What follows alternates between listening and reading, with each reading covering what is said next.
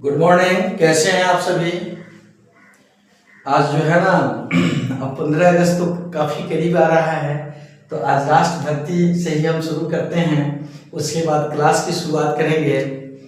संस्कृत में कहा गया है, जगत गौरवं भारतं शोभनीय सदा अस्मभ्यः सदा पूजनीय भवे देश भक्ति समेषां जनानां परादर्श रूपा सदा वर्जनीय। इसलिए एक बार अपनी धरती माता को नमन करते हुए पुनः मैं वास्तविक संख्या के अगले कड़ी को रिपीट करने जा रहा हूँ। थोड़ा सा गौर से आप सभी देखेंगे और इसको पढ़ेंगे। सबसे पहला चीज मैंने परिमेय अपरिमेय बताया था। अपरिमेय संख्या में कुछ क्या आता है, जैसे एक क्वेश्चन बार बार आता है अपरिमेय संख्या के लिए। मैंने बताया था पिछले वीडियोज में अपरिमेय क्या होता है, जो p बटा q के रूप में नहीं होता है लेकिन p और q पूर्णांक होते हैं। इसमें एक क्वेश्चन आता है पाई। पाई क्या है? पाई एक अपरिमेय संख्या है। पाई क्या है? एक अपरिमेय संख्या है। पाई क्या है? एक अपरिमेय संख्या है। यह क्वेश्चन अक्सर आता है, जिसको 1700 ईस्वी के अंत में लेम्बर्ट और लेजांडे ने 1700 ईस्वी के अंत में 1700 ईस्वी के अंत में लेजांडे यानी लेम्बर्ट और लेजांडे ने लेम्बर्ट और लेजांडे ने इस चीज को बताया। लेजांडे ने बताया कि ये दो जो चीज हैं पाई, ये जो चीज है यह अपरिमेय संख्या है। तो ये किसने बताया था? तो लेम्बर्ट और लेजांडे नामक गणितज्ञ ने इस चीज की व्याख्या किया था। लेकिन अगर इसमें ही क्वेश्चन आता है 22/7, पाई का वैल्यू कहीं कहीं 22/7 रखना होता है, जो क्षेत्रमिति में आप लोग पढ़ेंगे। तो यह एक परिमेय संख्या है। यह कौन संख्या है? परिमेय संख्या है। कंफ्यूजन में नहीं रहेंगे। अक्सर एग्जाम में पूछे जाते हैं पाई क्या है, तो मेरे प्यारे बच्चों पाई एक अपरिमेय संख्या है। और 22/7 क्या है? तो 22/7 एक परिमेय संख्या है। यहां तक समझ गए।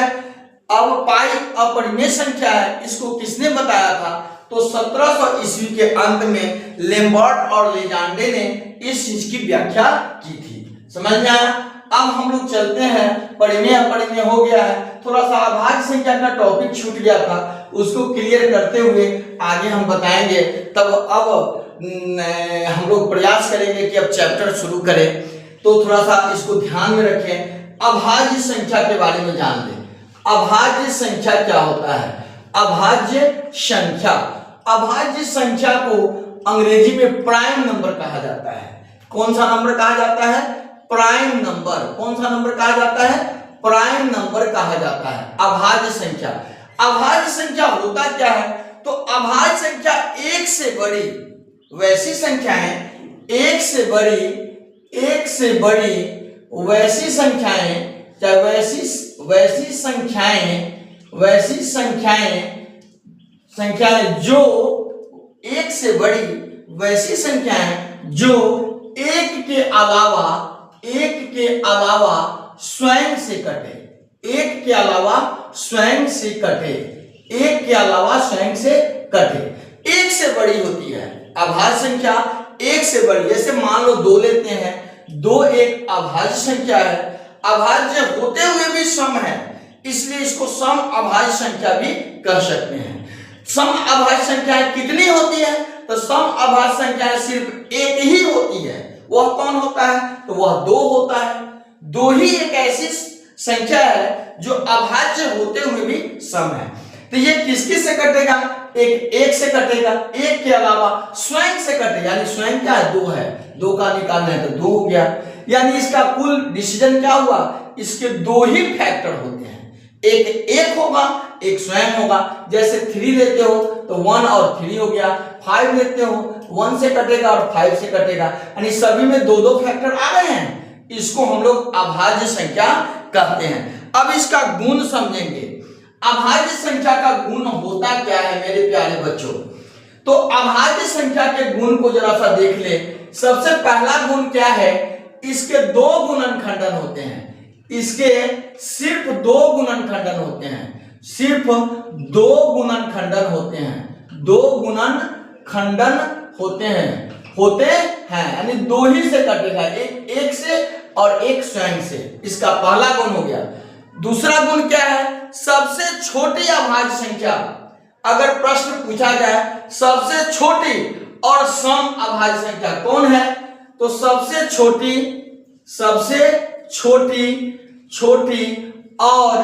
और सम अभाज्य, सबसे छोटी सम अभाज्य संख्या एक ही होता है, वह कौन है, 2 है। प्रश्न आएगा कि सबसे छोटी अभाज्य संख्या कौन है, तो आपको जवाब देना है सबसे छोटी अभाज्य संख्या 2 है। अगर प्रश्न आता है कि सबसे सम अभाज्य संख्या कौन है, तो आपका जवाब इसका भी 2 ही आएगा कि सम अभाज्य संख्याएं 2 है और उसकी संख्या एक ही होता है, वह कौन है, 2 है। 2 के अलावा कोई भी अभाज्य संख्या सम नहीं है।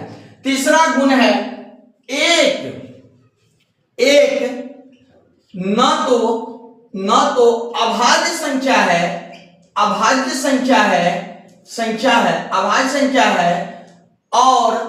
और न ही भाज्य संख्या,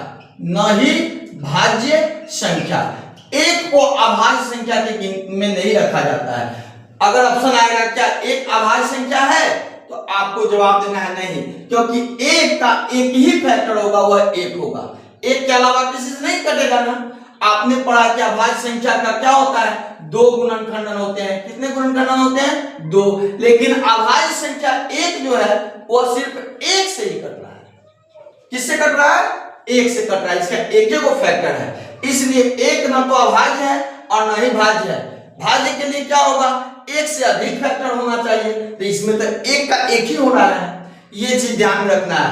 अगला प्रश्न अक्सर परीक्षा में पूछे जाते हैं, 1 से 50 के बीच, 1 से 50 के बीच अभाज्य संख्या कितनी है, अभाज्य संख्या की संख्या कितनी है, अभाज्य संख्या की संख्या कितनी है, तो इसका जवाब आपका 15 आएगा।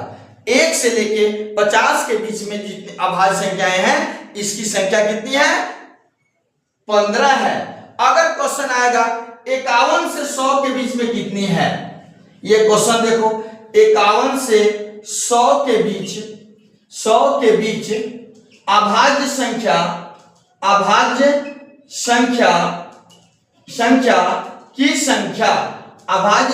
की संख्या कितनी है, तो इसकी संख्या 10 होती है।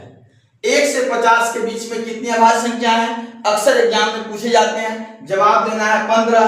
51 से 100 के बीच में कितनी अभाज्य संख्याएं हैं, इसका जवाब होगा 10। अगर क्वेश्चन आ जाएगा कि 1 से 100 के बीच में कितनी अभाज्य संख्या है, 1 से 100 के बीच अभाज्य संख्या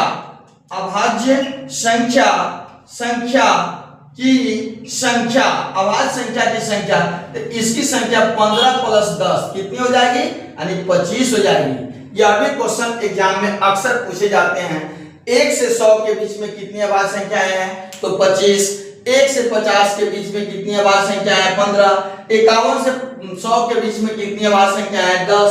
1 से 100 के बीच में कितनी अभाज्य संख्याएं हैं, तो इसका हो जाएगा 25।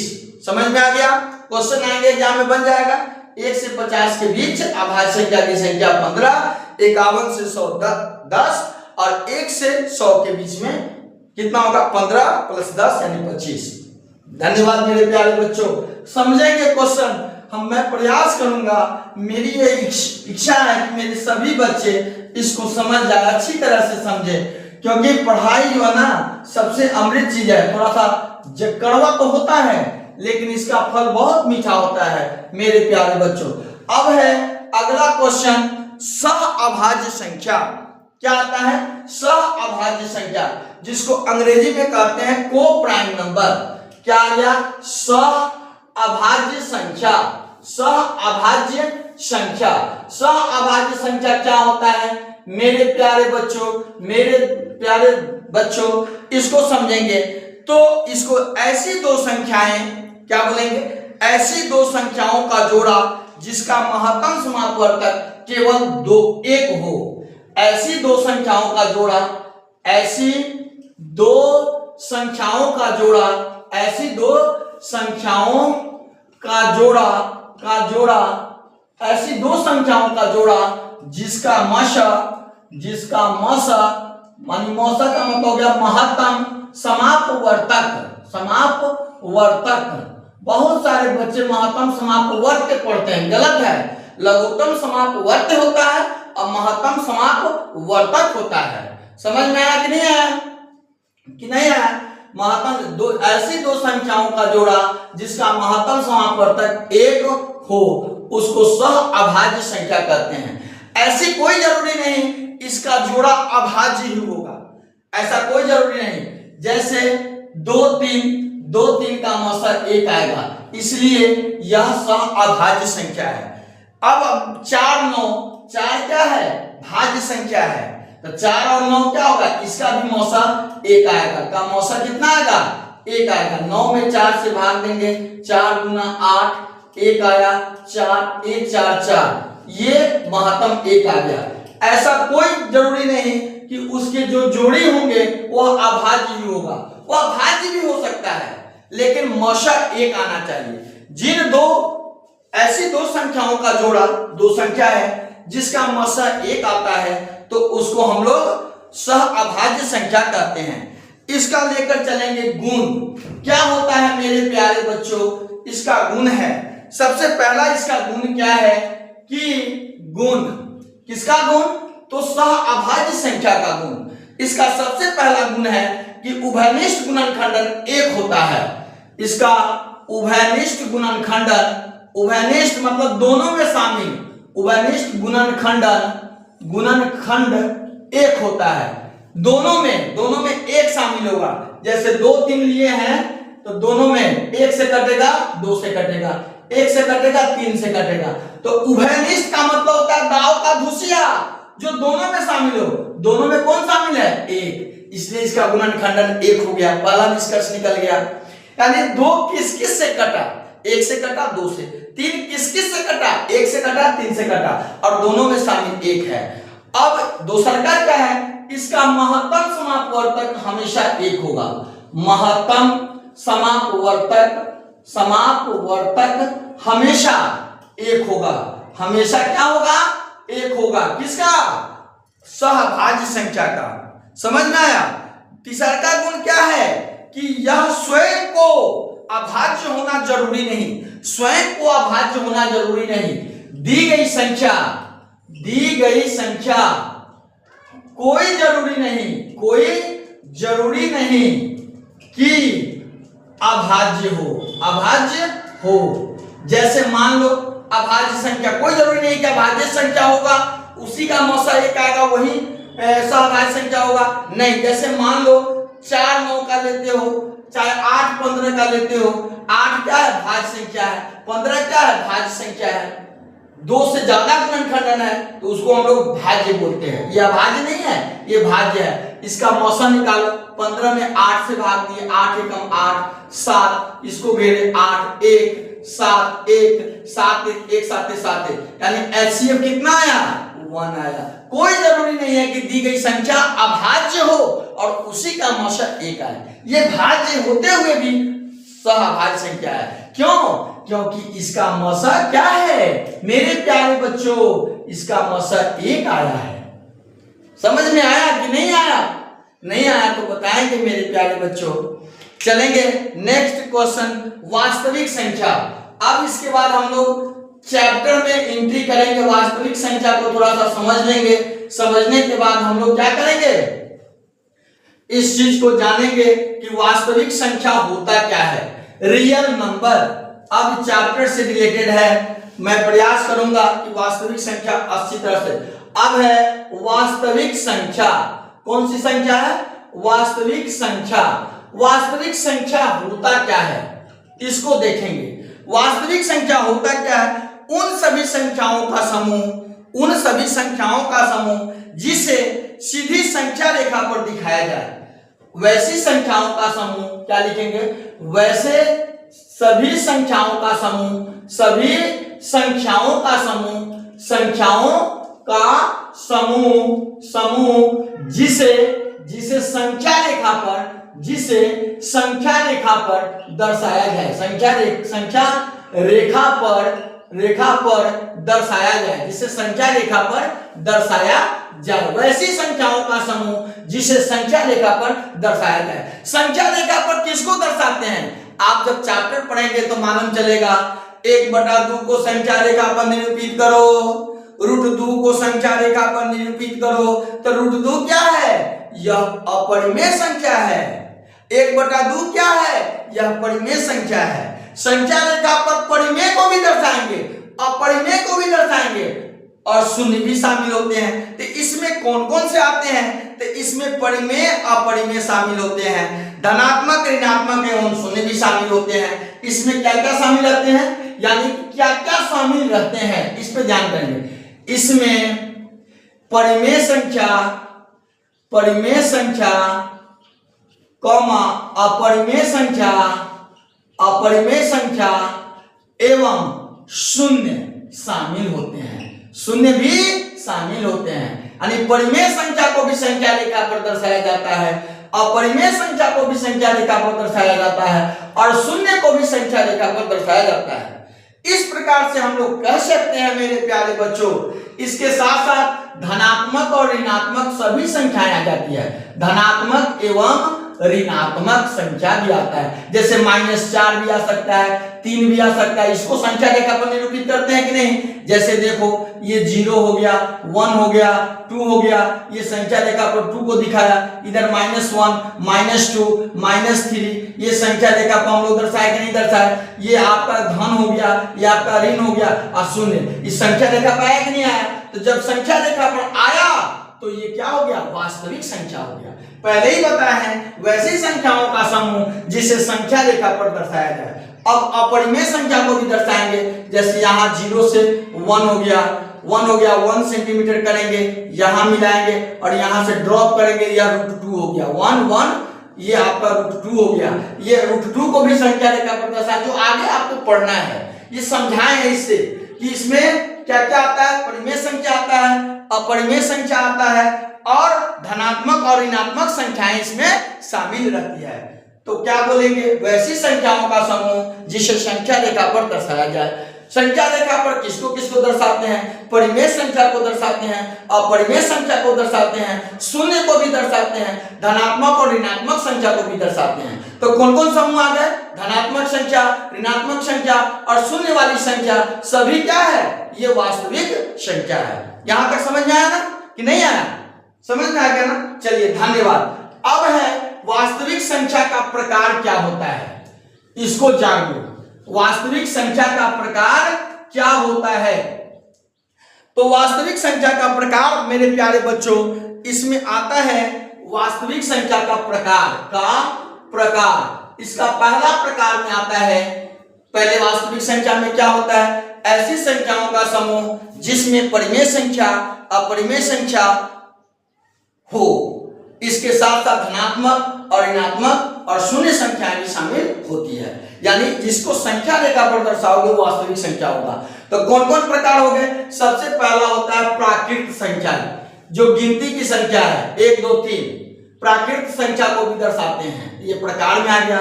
दूसरा का हो गया पूर्ण संख्या, इसको भी दर्शाते हैं, यह भी हो गया। तो तीसरा का पूर्णांक होता है, पूर्णांक में धन और ऋण दोनों आता है, पूर्णांक हो गया, जिसका डिफाइन मैंने बताया था। चौथा क्या हो गया? परिमेय संख्या हो गया, परिमेय संख्या हो गया। और पांचवा हो गया आपको अपरिमेय संख्या, अपरिमेय संख्या। ये सभी संख्याएं मेरे प्यारे बच्चों, ये सभी संख्याएं सम्मिलित है, ये सभी जोड़ सम्मिलित है किसमें? वास्तविक संख्या में। तो वास्तविक संख्या कहलाती है। ये सभी संख्याएं क्या कहलाती है? वास्तविक संख्या कहलाती है। इसमें क्या है? वास्तविक संख्या में परिमेय, अपरिमेय, धनात्मक, ऋणात्मक और शून्य शामिल होते हैं। चलिए धन्यवाद। समझ में आया ना मेरे प्यारे बच्चों? अब एक तो समझ लेंगे काल्पनिक रेखा, जो हम दे दिए थे, जो आपको नहीं पढ़ना है। इसमें थोड़ा सा समझ लो कि काल्पनिक रेखा होता क्या है। काल्पनिक रेखा का मतलब होता है, इसको इमेजिनरी नंबर बोलते हैं। काल्पनिक रेखा, ये काल्पनिक रेखा क्या होता है? काल्पनिक रेखा क्या होता है? तो ये चीज ध्यान में रखना है कि जिस संख्या का वर्ग करने पर, क्या बोलेंगे, वह संख्या जिसका वर्ग करने पर ऋणात्मक मान प्राप्त होता है, जिस संख्या का वर्ग करने पर ऋणात्मक मान प्राप्त होता है उसको काल्पनिक संख्या बोलते हैं। जिस संख्या का वर्ग करने पर ऋणात्मक मान प्राप्त हो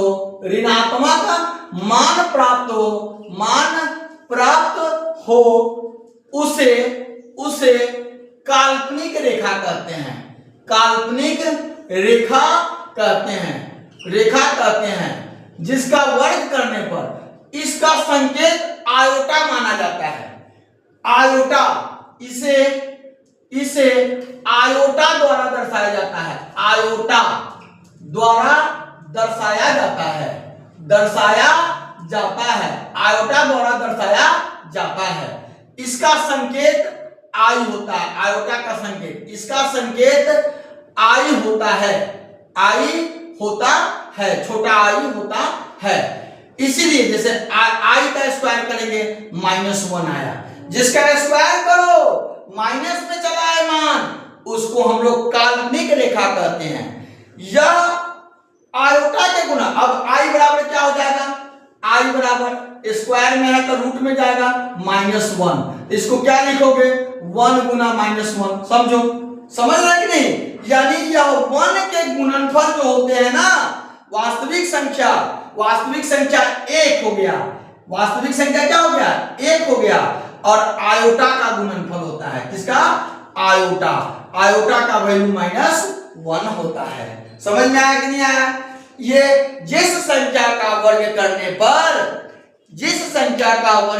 पर ऋणात्मक मान प्राप्त होता है उसे काल्पनिक रेखा कहते हैं। इसे आयोटा द्वारा दर्शाया जाता है जिसका संकेत आई होता है। समझ में आया कि नहीं? इसका स्ट्रक्चर a+bi होता है, जिसको सम्मिश्र संख्या बोलते हैं। सम्मिश्र संख्या जो आगे की कक्षा में पढ़ना है। सिर्फ इतना ही समझो मेरे प्यारे बच्चों, जिस किसी संख्या का वर्ग करने पर ऋणात्मक मान प्राप्त हो वह काल्पनिक रेखा है। चलिए आप सभी खूब अच्छे तरह से पढ़िए, मन लगाकर पढ़िए, और मैं कल से चैप्टर एक्सरसाइज एनसीईआरटी का क्लास 10 का पहला चैप्टर 1.1 शुरू करेंगे एल्गोरिथम प्रमेय के द्वारा। इन्हीं शुभकामनाओं के साथ आप सभी पढ़े। धन्यवाद।